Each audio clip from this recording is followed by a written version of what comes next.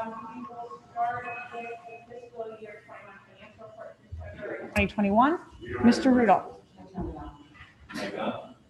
Oh. Okay, we're getting tons of feedback. So, all right, so we're back. All right, Mr. Rudolph, fiscal year 21 financial report through February 21, please. So this is the financial report through February. It does include the special appropriation that was approved by the Board of Ed, Board of Finance, and RTM in the amount of $1,788,130. And then also in RC 28 are the transfers the Board of Ed approved of $649,993. So currently in fiscal year 21, we are projecting a year-end surplus of $870,350. Just some high-level changes. It does include a special appropriation, as mentioned before, of $1,007,000. We are showing some savings for winter athletic transportation of about $40,000, athletic sports officials for $25,000, and that's due to a shortened season. We do have some salary savings from a vacant custodial and maintenance supervisor of about $20,000. We did file for March 1st excess cost. That amount is about $27,289 more, assuming a 75% reimbursement rate, which is still yet to be determined by the state. And then out-of-district tuition for special education is about $30,000 higher. We do have the Sr2 Grant reflected for $596,805. The state has put it on their e-grant management system, and we have applied. We were just waiting for the State Department to approve it. Assuming it gets approved, we would anticipate it funding some of the elementary teachers, the technicians, some facility improvements, PPEs, and technology-related items. So that is all within the forecast. Looking at the general education RCs, they are forecasting a positive $246,932. Special education RCs, $608,465. And now the reopening expenditures a positive $14,953, getting you to that $870,350. Just moving through some of the RCs. RC1 is relatively the same. One of the new areas that we flagged is some excess favorable balance in science supplies. We had flagged this earlier, and we did transfer some funds out of there previously. Due to the scheduling changes, they're just using less supplies. RC3 middle school, same situation. Science supplies is a favorable balance of $4,000. And then we have some dues and memberships that are just not being used due to COVID, and that's about $1,200. Hindley has a favorable balance on interns of $3,800. Holmes has a favorable balance on student interns of $9,700. And again, the clubs and councils remains favorable as the literary magazine is not running. That's about $1,000. Moving to Oxbridge, the only change here is we did mention this at the last meeting.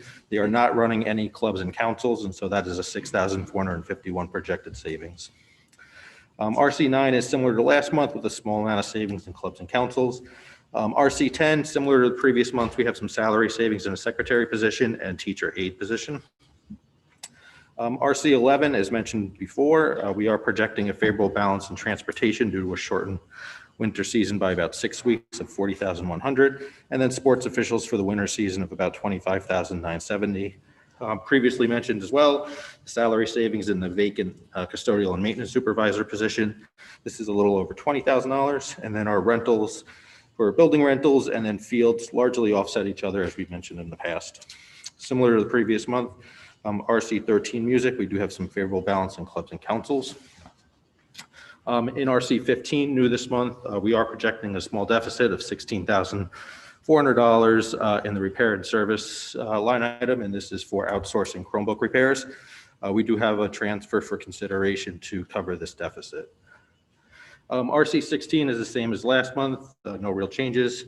RC18, similar, no changes from the previous month. We do have favorable balances in contract support due to collective bargaining agreements that were negotiated under budget. RC19 is slightly higher than the previous month as we've extended the vacancy for the program director. We've had another program director subsequently resign as well, so that'll be reflected in the March report for some additional salary savings. RC20 finance is similar to the previous month. RC23 adult ed still shows that favorable balance of $4,500.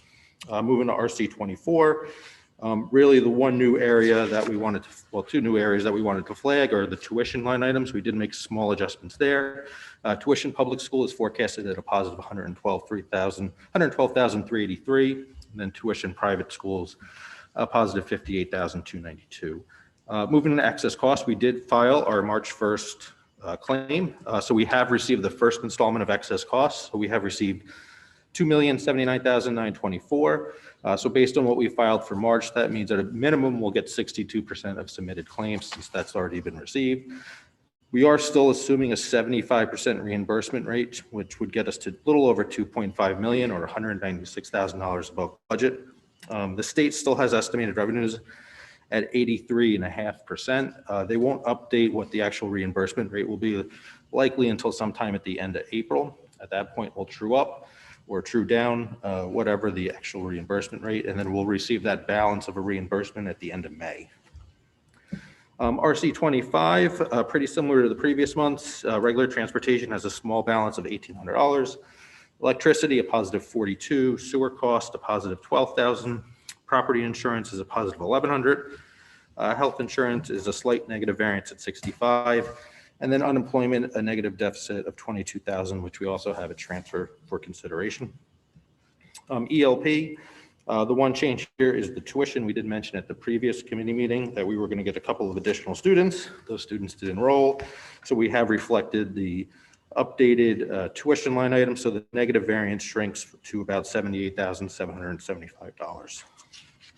Moving to RC 28 COVID, we are, as we mentioned, forecasting that we will use the Sr2 Grant to fund the teachers at Holmes, Oxbridge, and Royal.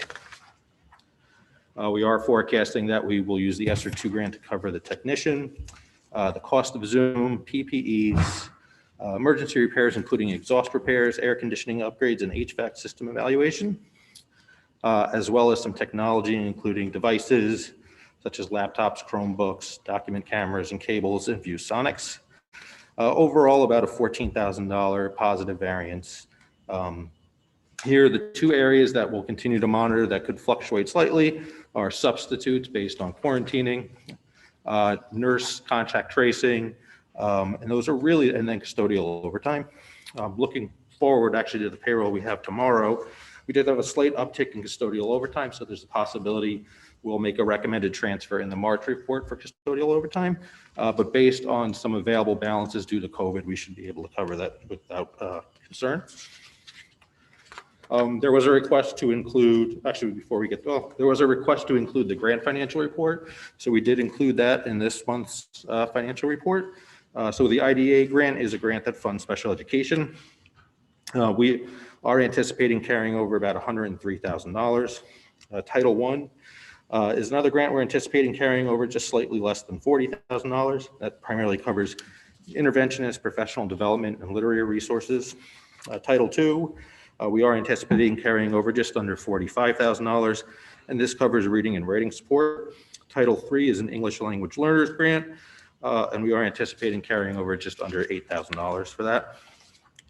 And then Title IV addresses school safety, school climate, and community engagement, and we are anticipating a small balance there as well of $11,000. We did touch on the ESSER grant, the Sr2 grant, and the coronavirus relief grant. And then finally, the food service financial report we included as well. We are forecasting a deficit inclusive of encumbrances to date of $690,000. However, being fully in has significantly helped food service sales. If we actually look at March, which is excluded, just through half the month, we've exceeded any monthly sale throughout the year by about $20,000. So we've had about $88,000 worth of sales in the month of March. Prior to this, the highest sale was about $60,000, and we're only halfway through the year. So you'll see in the financial report, we're actually projecting that deficit to slightly decline, assuming that we stay open for the rest of the year.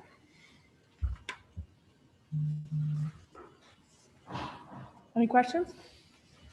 Mr. Sini. Thank you. Three, Rich. When I look at the general ed and the special ed surpluses, kind of working through the year from September, October, November, we skipped December, January, and now February, we've gone from 500 to 600,000 in the black to approaching 900,000. We also, took down the special appropriation. So, we literally looking at them, close to $800 to $1 million of surplus that might go back to the town if these trends continue? So at this point, we would look at, a little over $800,000 going back to the town. The two biggest differences, one is excess costs. We were not anticipating getting 75% or potentially 83%. At the beginning of the year, we were assuming 67.5. That would have caused a $100,000 deficit, and now we're about $190,000 positive. So you've got almost a $300,000 swing right there. And then the other is transportation. It took a while to kind of negotiate with our out-of-district providers. So we're not paying if the out-of-district location is remote for the day. And so that benefited a significant amount of savings in the transportation line item, about $150,000. So those two line items alone are about $450,000, which really make up that swing. Assuming that, we have a pretty status quo environment for the rest of the school year, I would anticipate us returning, in excess of $800,000. Okay, thank you. The second one being, you defined brilliantly throughout the memo, COVID versus non-COVID savings. Mm-hmm.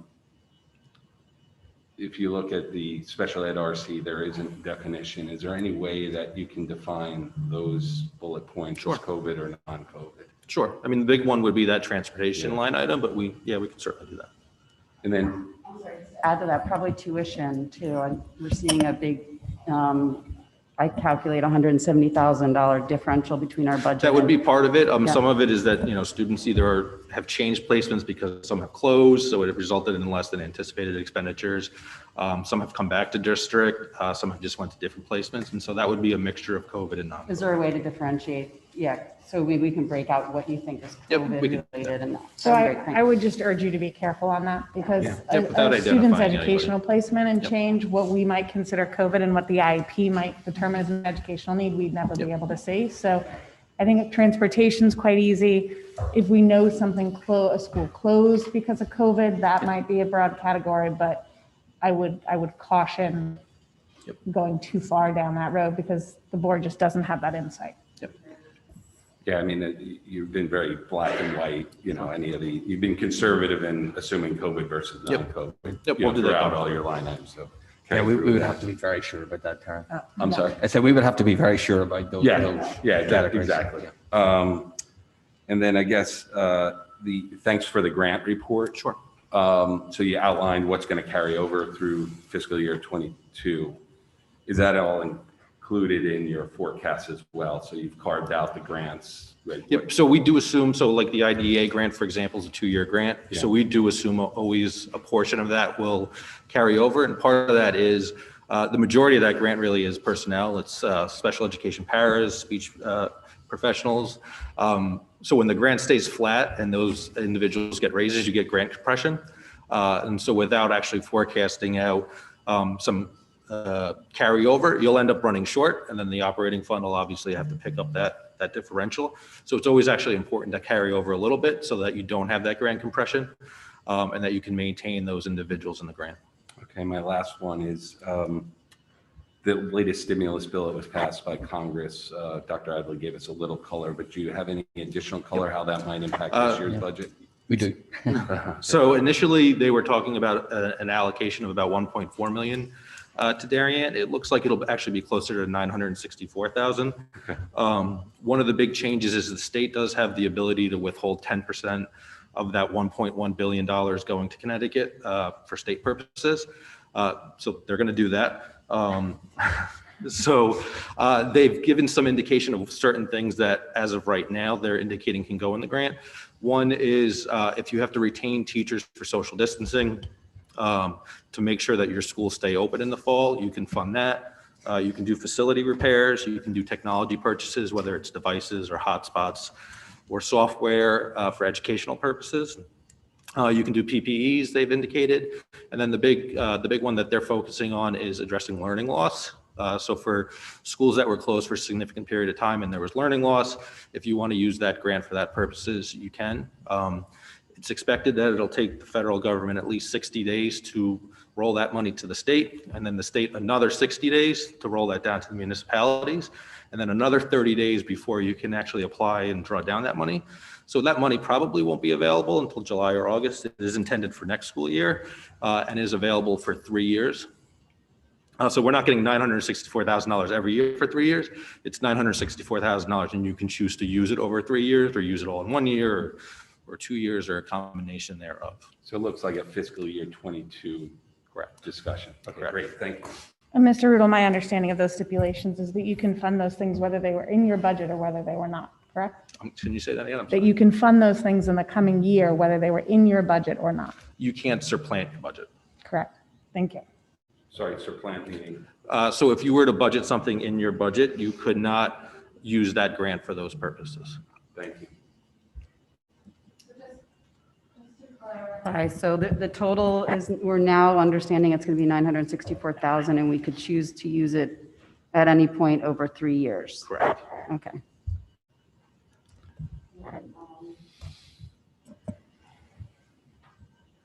I don't want to jump in. I'm sorry, Mrs. Archie, I'm just. making a I note. just, sorry, my mic is like in a weird spot. I want to talk about food services, and thank you for this, Sure. this detail. This is incredible. And this report in general is just an amazing overview of everything going on.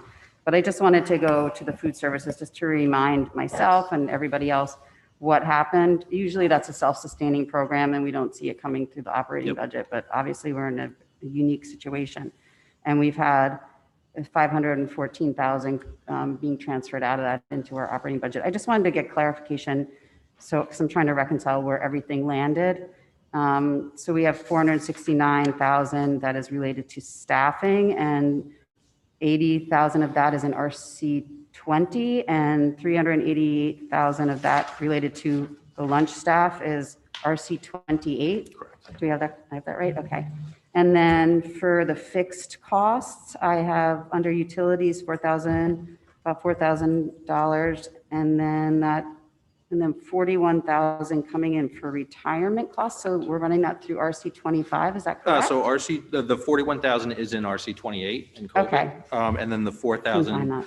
because it is a small dollar amount, is in our utility accounts in RC 25. In terms of what happened with the food service fund, and we're seeing this all across the state of Connecticut, one, the school year was shortened, so we lost 3 days of sales for students. We actually lost a little bit more because we had a couple days that were snow remote days that we won't have to make up. The other issue is that because we were hybrid, we had half the kids in and half the kids out, so you by definition have less sales there as well. The other issue is because of social distancing, some of the kids have eaten in the cafeteria, some have eaten in the gym, some have eaten in the classroom. It limits what you can offer students and how you can actually deliver that food.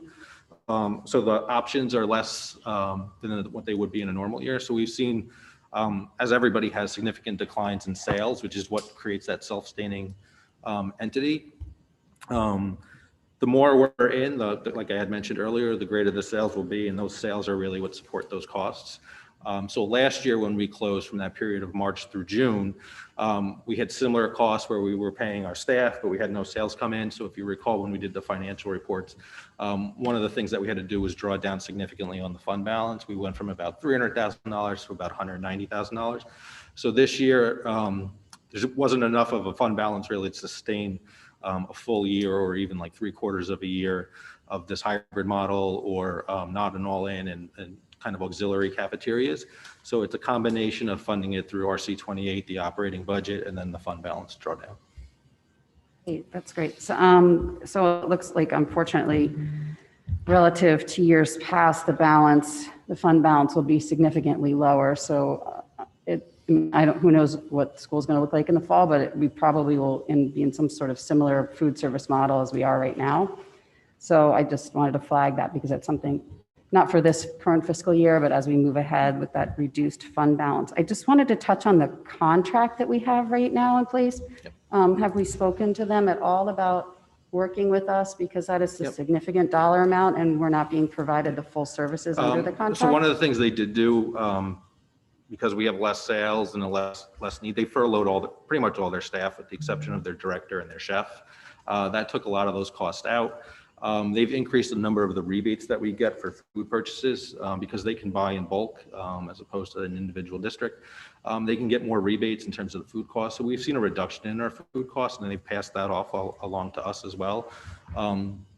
they are looking for opportunities to increase their sales and kind of create things that interest students. So they've pushed out things like chopped salads, as an example, like shrimp tempura wraps that I guess have been a big hit, bacon, egg, and cheese sandwiches that have been a big hit. So they've done a little bit of things that they can do to kind of minimize that loss that we've had. If we look around Fairfield County, for example, Westport's actually in a much worse position than we are. They've lost, almost $1 million in their fund. Wilton's in a difficult place. Weston is as well as is Ridgefield. Are those districts running their own food service programs, or are they No, also so in contracting Fairfield out? County, it's at this point, it's just Greenwich and New Canaan. So, and for Color Westport's was a very successful program. So they Yes. see a large differential. We had changed contracts because our program was not as successful. Yes. So our differential is different, Yes. but part of that is proportionate to what we were experiencing prior to COVID. Correct. I mean, Staples is probably the flagship school in Fairfield County in terms of food service operations. They're just not in school as much as we are. Correct. I mean, part of the problem is they didn't really come fully back until sometime in February. They generate so much money out of Staples, it actually offsets the costs in their operating budget. And so because they can't do that next year, that's actually one of the reasons their budget is as high as it is. They have to pick up those costs that they're no longer generating. Okay, great. Thank you so much, Rich. That's great. Mrs. Trent, did you No, have a Mrs. question? Ritchie asked my question. All good. Thank you. Any further questions? We'll move on to the reopening of schools projected expenditures. So as I mentioned earlier, we do have the two charts. The one is we are forecasting that slight positive balance of about 14,953. Really, it comes from some savings in the part-time custodians. That is a little bit of a fluctuation. It depends on how many hours that they work. And then a small balance in the lunch monitors. If you recall, Hindley was remote for a day. So we did flag, it was essentially a couple $100 of savings for them not being paid for those days. Other than that, it stayed pretty static from the previous month. And again, as we mentioned, we are planning to offset some of the costs of the teachers, the technician, some facility related items and technology with the Sr2 Grant. Questions, Mrs. Just on the Ritchie? where do we stand on the YMCA? Have we paid them in full for the full year? So we've only paid for the first swimming season. We have not paid for gymnastics, or I believe it's boys swimming in the spring. We won't pay anything until the season's over. So we are waiting for that next invoice, but we haven't paid anything yet. Okay, thank you. Questions? And Mr. Rudel, we talked last time, have we run any models of what happens if school does need to close before the end of the school year? If school closes. Yeah, or needs to go back into a hybrid model? So we would see the food service fund decrease. We would end up seeing things like contracted custodial services end up with a surplus. So at this point, we're not really concerned. We would see line item differences where we would likely have to move money from contracted services, contracted cleaning services to the food service account. We'd probably have less substitute costs and we'd have to move some money out of there. But in the aggregate, I think we'll be fine. The one area that I think we'll probably bring in a future meeting is, as I mentioned earlier, a transfer for custodial overtime. With more kids in school, instead of working 4 hours on the weekend for some additional cleaning, they've just been in a little bit longer to address that. And then potentially, depending on how contract tracing works and the needs there, whether or not we'll need more costs for nursing. Any other questions? Okay, we'll move on to the transfers, budget transfers for 2020 to 21. So we do have two transfers for the board to consider. The first one is for $16,400 for Chromebook repairs. This is just a product of having more devices in use. It's expanded not just grades 3, 4, and 5, but obviously the K2 students as well. So we are recommending taking some of that surplus funds from science supplies, dues and fees, professional development, auditing fees, are really areas that we have available balances that won't impact the district.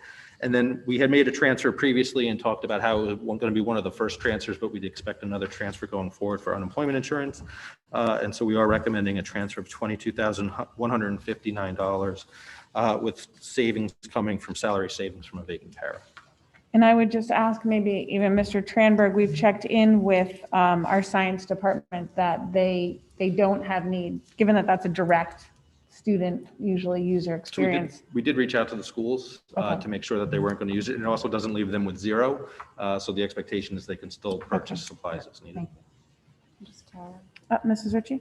Just to touch on the repairs, the Chromebook repairs. So are these repairs because we're using them more because of remote, or is it just because we have more devices out there? So we're going to see an uptick on these repairs going forward. So it's a combination of both. It's more devices. It's the fact that students are remote. It's also, part of it is typically it's a mixture of outsourcing Chromebook repairs and then our in-house technicians doing some of those repairs because of the need to have the technicians in the school a little bit more because the devices are more important. They're being used more. We've kind of pulled back a little bit on that to free up their time to address needs in the classroom more in like a real-time manner. So it's kind of a mixture of both. The budget that was approved for next year, we did have a small uptick in repairs in RC15, not as much as what we expected this year because it is that mixture of being out, being hybrid, and then just more devices. Mr. Sini? And then, Rich, the process of now transferring, are we going to be using the COVID RC excess funds to transfer into the COVID-related expenses and leave the kind of, as I call them, the recurring RCs, general ed and special ed alone? It just maybe walk us through once more. the So if we have mechanics. shortfalls in the non-COVID areas, we would look to make transfers at not using RC 28, but the other RCs. So really 1 through 26 within 26. I would anticipate if we have to make a transfer into RC 28 for COVID, we would look for those areas that are considered COVID savings. So whether it's the transportation and athletics, the sports officials, maybe the clubs and councils that aren't running would kind of look for those to go into RC 28. We kind of look at RC 28 kind of by itself. So basically, you're trying to reconcile or true up non-COVID to non-COVID Correct. and COVID COVID to COVID. Awesome. Yep. Thank you. Any other questions? All right, with that, we'll open it up to public comment.